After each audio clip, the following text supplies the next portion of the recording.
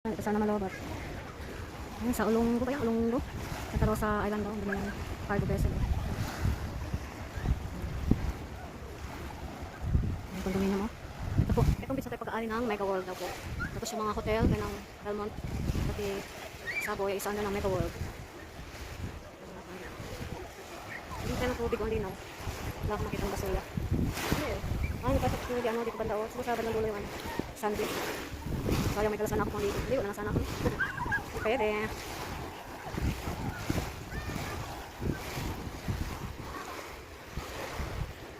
Hindi naglaki yung ano, dapat.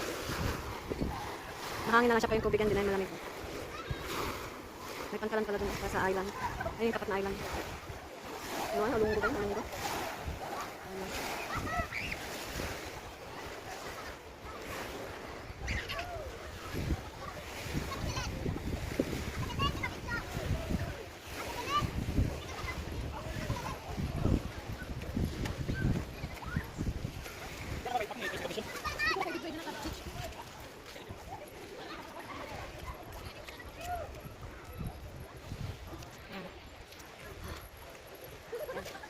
Hindi nga lang.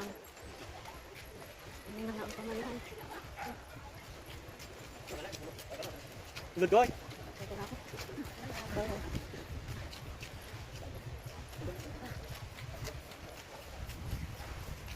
Yan o, tips. Sana enjoy kayo sa muntikong video. Mactan Beach Resort. Mactan Newton Beach Resort by Mega World.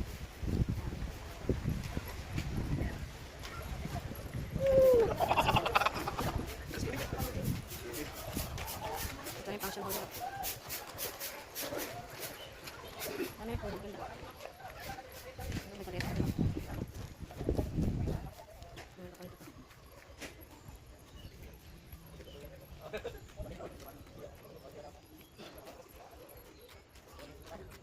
Dito na to. Dali na natin siya magano na ako. Malawatan na sobra. Ay, yung mga building ng hotel at saka condominium. Mga tips, ganito lang kayo konti ah. Itong Mactan Beach pala is exclusively para sa mga naka-accommodate sa hotel at saka mga condominium homeowners. Condominium unit owners pala. Hindi naman sila masabi yung homeowners kasi hindi naman bahay yung condominium. Ayun, sa mga nag-ano ng condominium dito sa may Mactan, na ano sa Mega World, na developer, ay hindi po sila dyan sa beach na yan, Mactan Beach.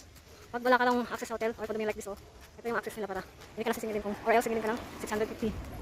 650? Entrance. Dito naman yun, yung parang meron siyang higaan na pan. Parang sunbathing na higaan habang naliligo kasi yung train na yun. May mga ano sila dun, surfboard pa yun, one yun.